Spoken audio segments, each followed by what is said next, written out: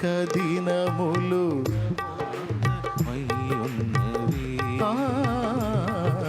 నీ బ్రతుకులో ముళ్ళు తొలగించబడి ఉన్నది.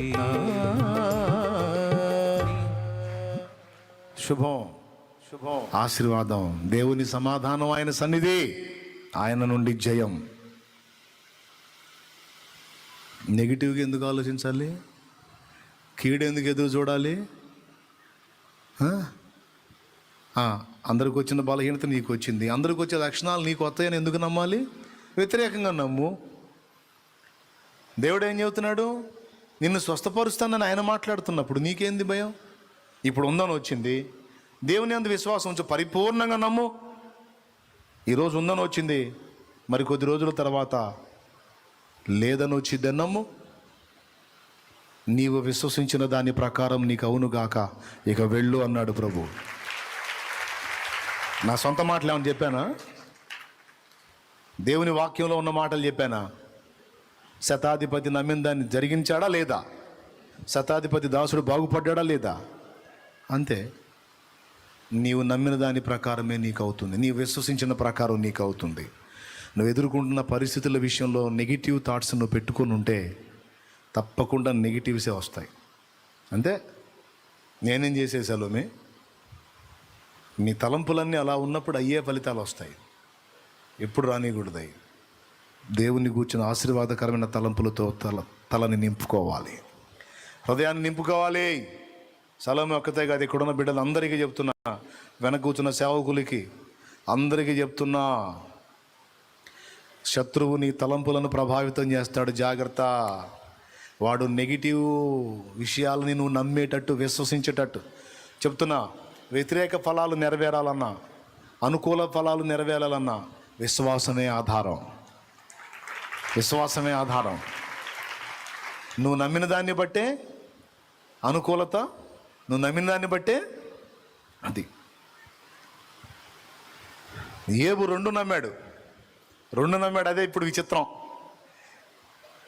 ఫస్ట్ ఏమో ఇవన్నీ ఇట్లా అయిపోతాయేమో, భార్య ఇట్లా అయిద్దేమో, పిల్లలు ఇట్లా అవుతారేమో, దాసులు ఇట్లా అవుతారేమో, ఆస్తులు ఇట్లా అవుతాయేమో, నా హెల్త్ సూపర్గా ఉంది, ఇదంతా ఎఫెక్ట్ అయిద్దేమో, ఇవన్నీ అనుకున్నాడు. అయ్యే వచ్చినాయి. అవన్నీ వచ్చి అనుభవించినప్పుడు ఇంకొకటి అనుకున్నాడు, అది ఏబు గొప్పతనం. ఇదిగో ఇప్పుడు నేను ఇలాగున్నాను, మరి కొంతకాలం తర్వాత ఆయన నా స్థితిని మారుస్తాడు. ఇదిగో ఇప్పుడు నేను శ్రమలో ఉన్నాను, శోధింపబడిన మీదట నేను శుద్ధ సువర్ణమై ఆయన ఎదుట నిలుతును. అక్కడే ఏబులోనే ఉంది ఆ మాట. శోధించబడిన మీదట నేను సువర్ణమై మారెదను. శోధించబడిన మీదట నేను సువర్ణమై మారెదను. హల్లెలూయా, హల్లెలూయా, హల్లెలూయా, హల్లెలూయా, హల్లెలూయా, హల్లెలూయా. దేవునికి మహిమ. ఎంతమందికి అర్థమైంది? దెబ్బ తగలకు ముందేమో తగిలిద్దేమో అని నమ్మాడు, దెబ్బ తగిలి అనుభవించిన తర్వాత ఇంకొకటి నమ్మాడు.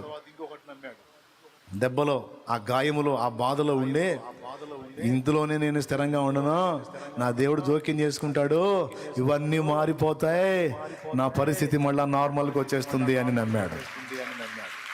నమ్మాడని రుజువైందంటారా? చివరికి రెండంతల దీవెన ఏబుకొచ్చిందే సాక్ష్యం.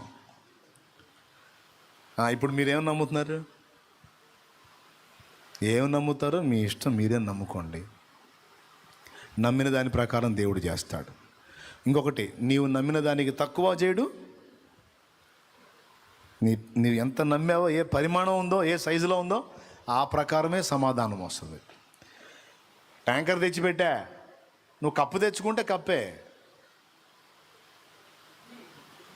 లీటర్ తెచ్చుకుంటే లీటరే, క్యాన్ తెచ్చుకుంటే క్యానే. నువ్వు కూడా చిన్న సైజ్ ట్యాంకర్ తెచ్చుకున్నావు అనుకో, ట్యాంకర్ నిండా. దేవుని విషయంలో, ఆయన శక్తి విషయంలో నీకెంత పెద్ద విశ్వాసం ఉందో అంత పెద్ద ఫలాలను భవిష్యత్తు చూడబోతున్నావు, అనుభవించబోతున్నావు, పొందబోతున్నావు, ఆనందించబోతున్నావు, బాగుపడబోతున్నావు, నెమ్మది పొందబోతున్నావు, విడుదల పొందబోతున్నావు, విజయం పొందబోతున్నావు.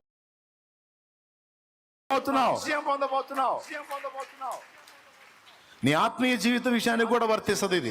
ఇప్పుడు పడతా లెగుస్తా నిలకడలేని స్థితిలో ఉన్నావు కదా, ఇక ఇంతేనేమో, ఇదే స్థిరమేమో అని నమ్మొద్దు. దేవుడు నిన్ను నిలబెట్టడం ఖాయం. ఈ రోజు నువ్వు ఎక్కడెక్కడ వీక్ అవుతున్నావు, బలహీనపడుతున్నావు, వాటన్నిటిని అధిగమించి, జయించి, నిలిచి దేవుని కొరకు ఒక వెలుగు వెలగటం ఖాయం. హల్లెలూయా, హల్లెలూయా, హల్లెలూయా. చావులు బతుకులు వెతుక్కుంటుంటారు కొంతమంది. వాళ్ళే చెబుతుంటారు, నేనే ఏం కాదు మారిద్దులంటే మారదానే అంటుంటారు. లాగి ఒకటి వేకాలనిపించింది నాకు. నేను అంతసేపు నచ్చ చెప్పి మారిద్దులే, దేవుడు మార్చేస్తాడులే పరిస్థితి అంటే మారదన్నా, మారదు. కొత్తోళ్ళు అయితే ఏమనలేను, పాతోళ్ళు అనుకో సరే సావు అని పోతా. అన్నా మరి ఎందుకు వచ్చా నా దగ్గరికి, ఎందుకు వచ్చా? దెయ్యం ముఖం వేసుకొని మారదని నాకు చెబుతాయింది నువ్వు, సైతాన్ మాట. దేవుడు చెప్పాడు నీకు మారదని. నేనే కొత్తోళ్ళు అయితే ఏమనలేను, పాతోళ్ళు అనుకో సరే సావు అని పోతా. అన్నా మరి ఎందుకు వచ్చా నా దగ్గరికి, ఎందుకు వచ్చా? దెయ్యం ముఖం వేసుకొని మారదని నాకు చెబుతాయింది నువ్వు, సైతాన్ మాట. దేవుడు చెప్పాడు నీకు మారదని. నేనేం చెబుతున్నా, నువ్వేం చెబుతున్నా? నేను మారిద్ది అన్నాను అనుకో, ఆమెనన్నయ్య మారిద్ది అనాలా? మారదన్నయ్య, మారదు. మరి ఎందుకు వచ్చా?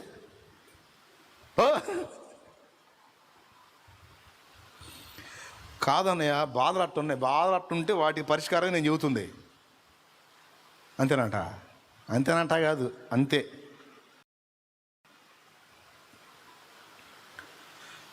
చచ్చిపోవాలి, ఈ మారేటట్లేదు, నా బతుకింతే, ఇక సావే కరెక్టు,